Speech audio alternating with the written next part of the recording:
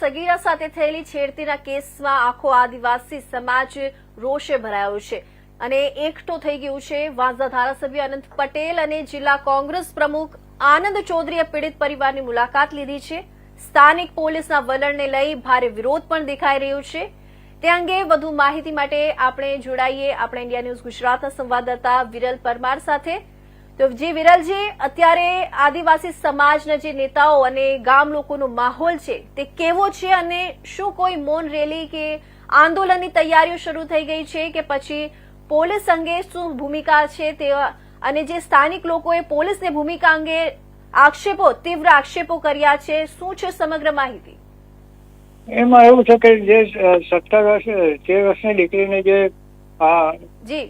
છેડતીના ગુનામાં જે છેડતી થઈ છે તેના માટે આદિવાસી સમાજ દ્વારા બહુ આક્રોશ ની લાગણી એ થઈ અને કાલે જે આનંદભાઈ પટેલ અને એ આવ્યા તે મુજબ અઠવાડિયાની અંદર જો આનામાં કઈ વગરનું કઈ પેલે જે બીજા નિર્દોષ લોકો પાસે કેસ કરવામાં આવેલા એ કેસમાં જો કઈ એમ તેમ એ નહીં થાય તો એના માટે અગાડી પણ રેલી ને એનું આયોજન કરવામાં આવ્યું છે।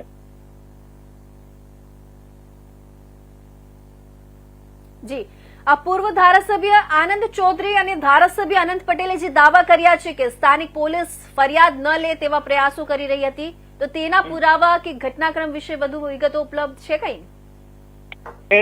એવો જે દિવસે ઘટના બની એ દિવસે જે પોલીસ સ્ટેશનમાં જે પોલીસની ભૂમિકા છે એ શંકાસ્પદ હતી, કારણ કે ત્યાં બેસીને સમાધાન કરવામાં આવ્યું અને સમાધાન કરતા જે આદિવાસી વિસ્તારના લોકોને ખબર પડી એટલે જે વિસ્તારના લોકો સાંજે ભેગા થયા અને ત્યાર પછીનું આ વાતાવરણ ઉગ્ર બન્યું। એના માટે પોલીસની કામગીરી એકદમ શંકાસ્પદ લાગે છે। જી, જે દુકાનદાર સામે છેડતીનો આરોપ છે તેની ધરપકડ તો થઈ ગઈ છે, પરંતુ હાલ પોલીસે ગુનાની વધુ તપાસ કેવી રીતે આગળ ધપાવી છે અને શું કોઈ અન્ય કોઈની સંડોવણીની શક્યતા છે? પોલીસ હાલના તબક્કે સીસીટીવીના ફૂટેજના એ ડીવીઆર ને એ બધું પોલીસે એમના કબજામાં લીધું છે અને એની બીજા કોઈની સંડોવણી છે એવું કઈ હજુ કઈ આગળ માહિતી મળી નથી। જી વિરલ, આપનો ખૂબ ખૂબ આભાર આ મહત્વની માહિતી